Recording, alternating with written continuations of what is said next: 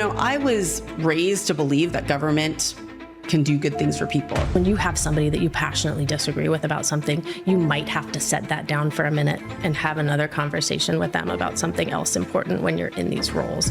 I think we can do much better in San Francisco. Attention BART riders. Hey, San Francisco, I'm Ben Kaplan, and this is the podcast where we define who we are and who we want to be. We are San Francisco.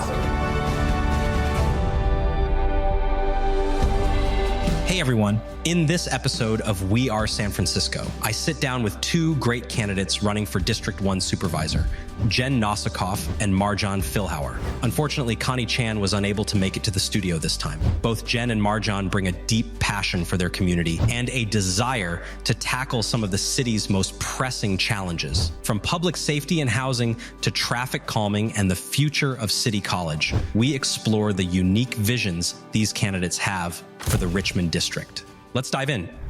Why did you decide to run for office? I'm going to answer this in two parts.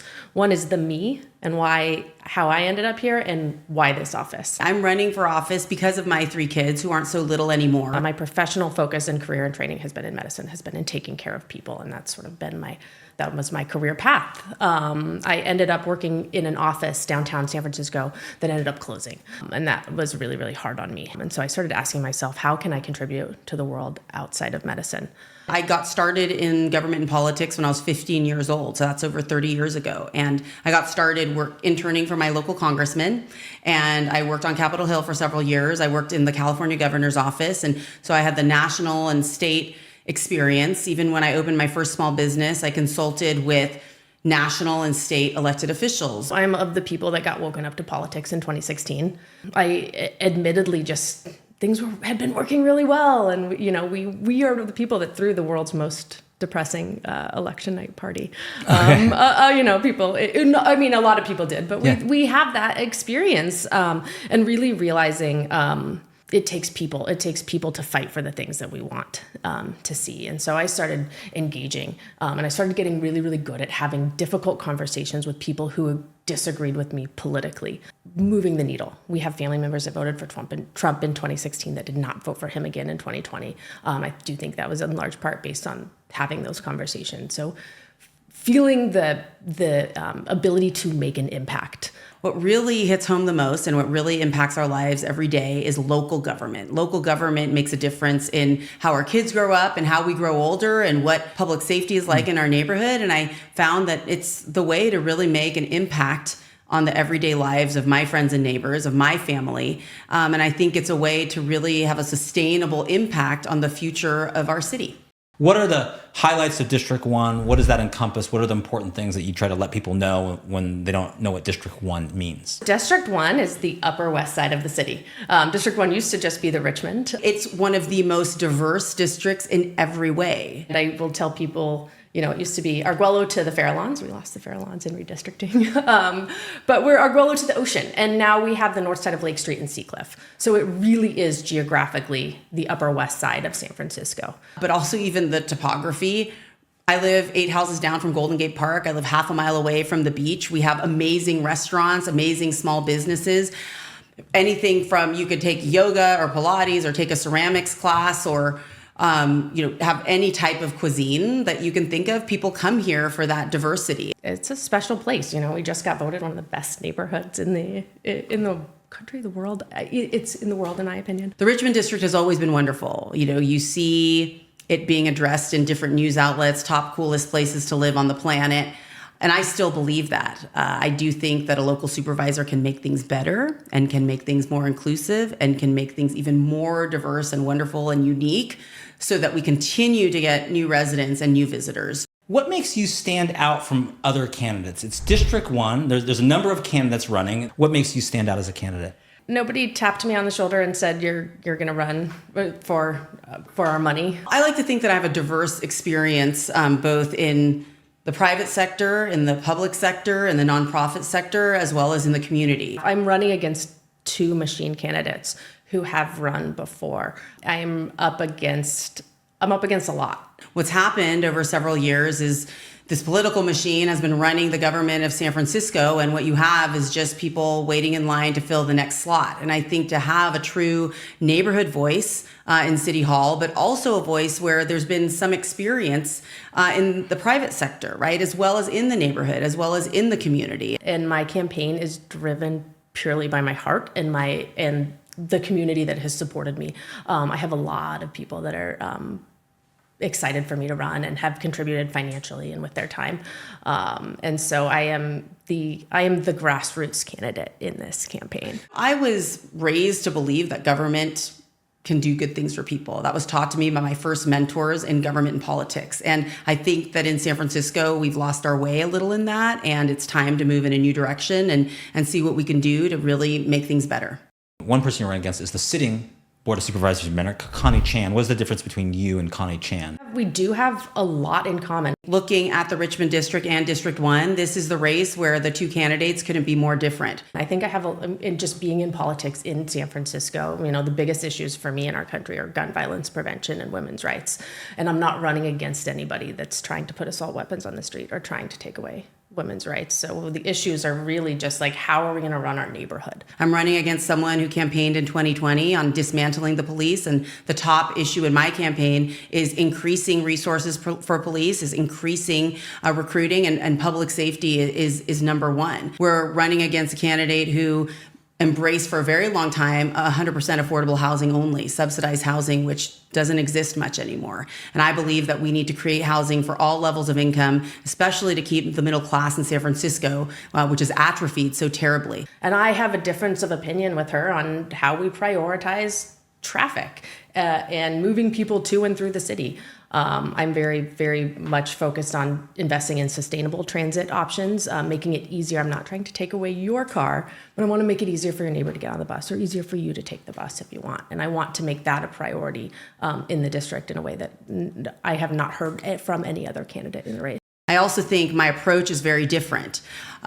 It's really important to be present in the neighborhood, to be responsive to residents, whether or not you agree with that resident. I'm running. You just mean in terms of someone has an issue, Yes. they're not getting attention from the city. Right. Clearly it's something that's worthy of attention, Right. that you see that as your role, to And draw that's attention what to a supervisor is meant to do, to act as that voice for the neighborhood, that voice for residents, which means we should have a district office here in the neighborhood and not make it so that if anyone wants service, they have to go all the way down to City Hall to speak to or interact or get some advocacy from their supervisor.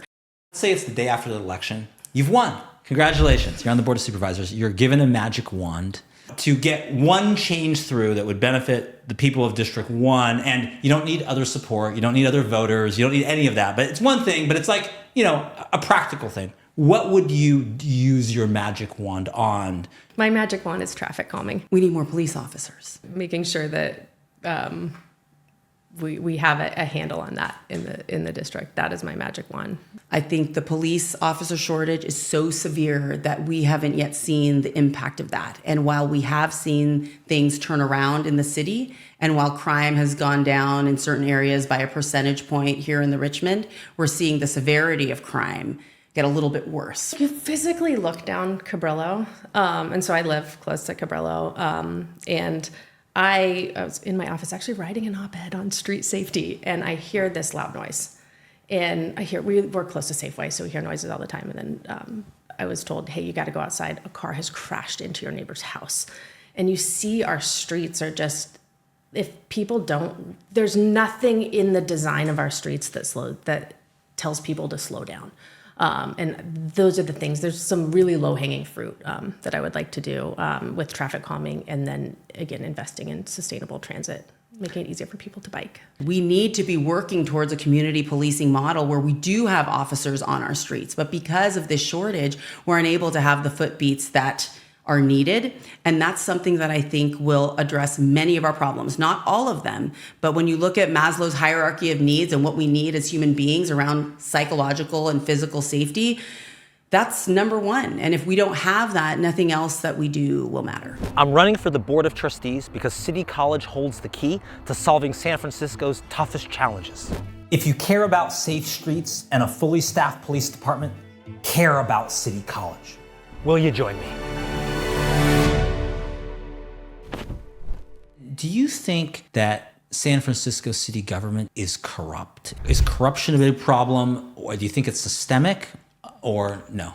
Absolutely. I think it's a little bit of both. Corruption absolutely exists in our government. We just saw the most powerful office in the world, the person holding that seat saying, you know, it's time for me to step back and I'm putting my country before self. There are some things that I will be able to do and some things that I will not be able to do. And the things that I can do are the way that I approach the situation and leading by example. I think that we need more leaders. I like to support leaders, be the leader, invest in leaders that are committed to working with people to put the issues of the city above ego. I think the service element in public service is sometimes forgotten. And what's happened in San Francisco is we've seen, it's human nature, relinquishing that power. We don't see that happen a lot. When you have somebody that you passionately disagree with about something, you might have to set that down for a minute and have another conversation with them about something else important when you're in these roles. And so prioritizing that and supporting people that have that same mentality is really, really important. I think we can do much better in San Francisco. I think we can do a lot better in reforming our charter. I was just watching some of the Democratic Central Committee interviews and people talking about this charter in 1932 and what happened in 1932. Well, let's remember in 1932, women had just been able to vote for 12 years and I couldn't have married my husband back then because of my race. And so I don't think aspiring to what we did in 1932 is the way to go. I think we need more leaders who are willing and able to think outside the box on how we can streamline our government so that there's more transparency and that the systems that we have in place will lead to more effective government. We're seeing that with our boards and commissions as well. One cause that's close to my heart, an institution of San Francisco that gets overlooked a lot, is City College of San Francisco. It's the Community College of San Francisco. It was once the largest college in California. What do you think the role is, and what can we do to strengthen institutions like that? City College is so important for San Francisco. I think that investing and focusing on strong leadership for City College, especially as we talk about policing, we talk about I don't think they have nursing, but if we can find a really good pipeline for a lot of our students to stay in the city and to invest in these essential jobs and this workforce, develop this workforce here in the city, that helps. It is a rising tide that lifts all boats. Not everyone needs to go to a 4-year university or get a master's there are different paths to living a productive life. And I think that ensuring that those opportunities are available is critically important just for the future, whether you are training to become a police officer or a tradesperson.